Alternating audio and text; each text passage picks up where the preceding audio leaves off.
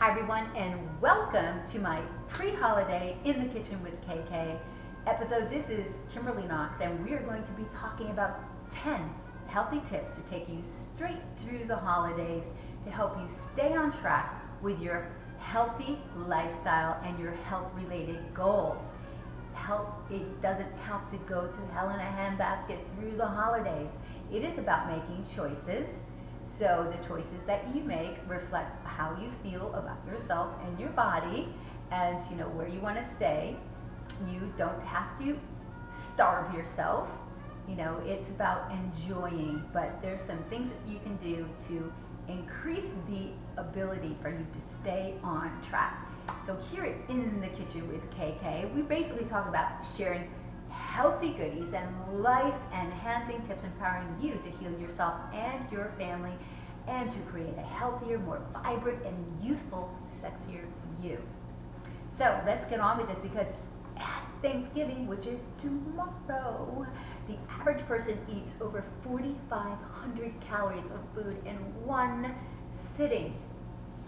And it just starts the entire holiday spiral down of weight gain, moodiness, bloated, tired, skin problems, all sorts of things that really are not that desirable for us, sleeping problems. There's jacked up amount of opportunities for extra desserts, lots of alcohol, and extra carbs, the bad carbs, refined carbs. Okay, so how can you manage this and still have a great time? Well, we're going to help you here. Okay, so 10 tips.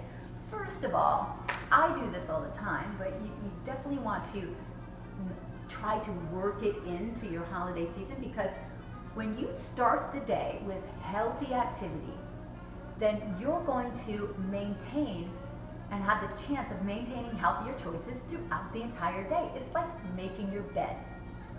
You see your bed made, that's your first opportunity to have success during the day. Okay, so get out, get fresh air, and get moving. Unless there's a blizzard and it's 20 below, bundle up, go outside, go for a walk. Where I'm from in Vermont, people exercise. I mean, it's like you go out and you do stuff. You're not just in the house all the time, or even in a gym all the time. Nature, nothing replaces the calming effects of nature. Fresh air, breathing into your lungs, is about prana. It's about new energy. It is about chi. It's about breathing in all of this and releasing. This is super calming to the body. When you're breathing in, it relaxes the body, and it stimulates the parasympathetic nervous system to help relax. So this action right here will help you make better choices throughout the day. So get up and get going. It reduces stress. It also helps you curb insulin spikes. Okay, being active. Now, if you're just going out for a walk, there's easy ways that you can increase the intensity of a walk with short bursts, whether that be like running for a little while, or even stopping, and I do this a lot, stop and just do a bunch of squats, okay? Until your legs start to burn, center, and then move it out. So this way, you're engaging more of your major muscles, and you're increasing without doing, nobody wants to really go out and run 4 miles. There's some people that do, but the average person doesn't. They just want to go out, and get their blood moving, and this is still really effective, okay? Next, eat before you indulge. How many times do you skip a meal and then go and you're ravenous? Okay, you just start eating everything, snacking. You see this, you see that. The glucose levels in your blood, they're going to start to drop. So your brain is going to say, oh, I need something here. So what you want to do is you want to maintain a fullness. You want to maintain the body, feeling satiated, and fats are going to do that, okay? Fats and protein. That's where it's at, actually. If you have any questions about fats and making you thin, okay, because sugar makes you fat, and refined carbs and everything that turns into sugar in the body, look at Dr. Mark Hyman's work. He even thought, when the cardiologists were telling people about fats, he even, now he knows differently. It's the sugar that destroys the body in many ways, including heart disease and obesity. So check out Dr. Mark Hyman. He's got a whole book on this, but it's great. make sure you're eating breakfast, okay? Don't junk, healthy fats. And my KK smoothie that's delicious, okay? You can do a green smoothie. That's awesome for getting in the greens. And I have my smoothie recipes in my YouTube videos a way back. But the one that I do that's got bananas and chocolate protein powder and chia seeds and hemp hearts and what did I miss? Peanut butter. These, and made with almond milk, or you can use hemp milk, or you can use cashew milk, you know, other things that are not irritating. Most milk is irritating to people, either because of the proteins or because of the additives and stuff that's in there. So this is really, this will satiate you and keep you filled so that you make better choices when you get to the dinner table. But don't starve yourself. You need to treat yourself. So treat yourself with something healthy before you go to the event. All right?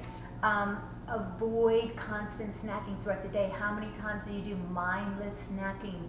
It's always around.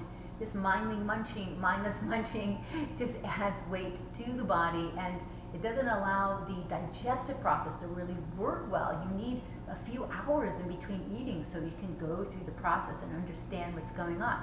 But I'm nuts about nuts for snacking. So here's an example of a lot of healthy nuts. Now, you want to get nuts not roasted with salt and gross. You definitely want to get high quality, organic, raw nuts.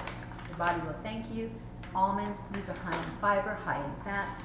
Pumpkin seeds, so good for you. And if you don't have a peanut issue, peanuts are really great, but these fats help keep you feeling full when you're doubting that. These are walnuts. Walnuts are amazing. Have a bowl of walnuts so people actually have to work to get them out of the nut.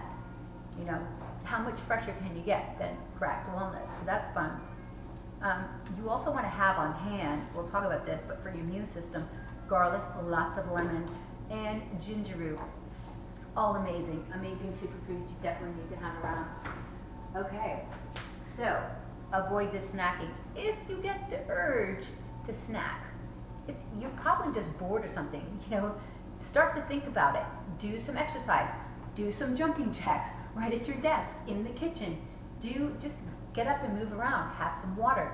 If you don't like just water with lemon, have some club soda, a little sparkling. Drink something for the body. Okay, so avoid the constant snacking. When you're done, shut down the kitchen and allow your body to digest. Healthier choices. Okay, we all had traditional Thanksgiving dinner, and you know, I have myself, we're learning how to make healthier choices in life because we're confused when we go into the grocery store and we see all these boxes of stuff and these bags of stuff and these cans of stuff. Well, you gotta stay out of those aisles. The only food that's really good for you is the food that's on the perimeters. And so, meat. Some people have chosen to be vegan or vegetarian. Great, that's great for their bodies, you know.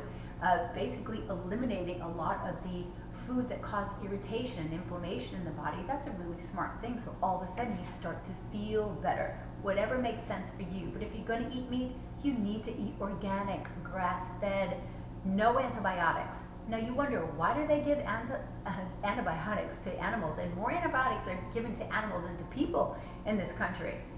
Well, it's because these animals would rather die and they're sick than living in the conditions that they do. So would you rather eat happy animals, happy meat, or sickly meat? It's a choice. There's lots of organic birds that you can order for the holidays, and if you're gonna eat something really good. It's just like with sweets. If you're gonna eat a sweet, eat something super, super high quality. So lots of organic vegetables, broccoli, we've got Brussels sprouts, leafy greens, beets, baby carrots, whole cranberries, instead of the cranberry in a can. Don't do that, please. It's so easy to make great cranberry sauce. Cranberries are jacked up too in nutrients. If you're gonna cook them, obviously it reduces a little bit, but not so much sugar, just water, cranberries, even adding some squished up oranges to that, making different type of stuffing. You can bring quinoa now into the mix, because quinoa is not a grain. Quinoa is a seed and it's high in protein. I make it with bone broth and it tastes absolutely delicious. You can add vegetables in there to it, it's amazing. Or you can mix it with some brown rice. Nix the white rice, it has no nutritional value at all, and it goes right to refined. It goes right to sugar basically, it just creates more insulin spikes. And if you have gluten sensitivities, get rid of it. Get rid of the gluten, okay? Because it messes with the digestive system and everything as well. So all of these things, low calorie, high fiber, high nutrients, that's the kind of diet I'm on, is a high nutrient diet. I don't do some meats, I don't do, but I don't just starve myself of things. But it's mainly making choices that are high in nutrients, and that's the way I like to go. So healthier choices are going to help you. Healthier portions. Oh my God, how many times do you just stuff yourself and keep stuffing yourself? I don't eat there. That's why taking your time to slow down really helps, because it does take the brain 20 minutes to even recognize that your body's full. So being grateful, blessing your food, taking your time to actually look at it before you eat it and notice how good it looks and get the body ready to eat it. But when you're filling up your plate, here's the thing. You want half of the plate filled with vegetables. You want only about 3 ounces of meat. A small hand like this, unless you're a massive carnivore, I suppose you're eating more meats. If you have a hard time digesting meat, you can also take some supplements of acid, which help increase your stomach acid and break that down. More color on the plate, that's what you need to go for, and that makes it healthier. Okay, so healthier sweet potatoes. Sweet potatoes are amazing, but not when they're stuffed filled with non-organic butter and marshmallows. Okay, that's just sugar and not so good fats. And if you are going to eat fat, if you are going to eat butter, eat top grade, organic, grass-fed cow butter, and nix all the margarine and all the other spreads. Those are disgusting. Add cinnamon and nutmeg to your sweet potatoes. You'll be happy you did, and they'll taste delicious. Now, number 6, slow down. There's so much stress around the holidays. We have to manage it. We can't get away from it. There's shopping to do. There's parties to go to. There's family in town. There's work that you have to get done before doing all of this stuff. So remember, slowing down. Mindful eating helps prevent overeating. Being mindful in your presence. So what does that mean? So when you're slowing down, you're giving your brain a chance to check in with the body and go, I'm fine. It's got to let the process of the glucose getting into the blood and signaling to the brain that you're full. Quick bursts of activity could actually help. Okay, so let's say you're sitting at your desk and all of a sudden you're like bored or whatever it is, you want to go get coffee in this and just fill your body up. Well, maybe just do some deep squats like I was showing you at your desk, or maybe even some jumping jacks at your desk. Go into the bathroom if you're feeling bad about this, and just do some activity, or get up and walk around, drink some water with some lemon, and you'll probably find out that you're not that hungry. But slowing down at the dinner table is huge. Okay, gut issues. Number 7, reducing trauma. Okay, if you've already got gut issues, any big event like this where you don't know where things have been cooked can be issues. But here's the things that contribute to gut issues: sugar, alcohol, processed junk food, gluten, those things. So you need to limit all of that. A little bit of wine is fine. If you're having 2 glasses every night, you kind of have to check in and go, is that really good for my body, and what's going on with that? So eating in moderation.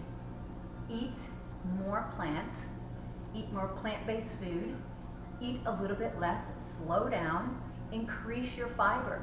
Here's a really great way to increase your fiber.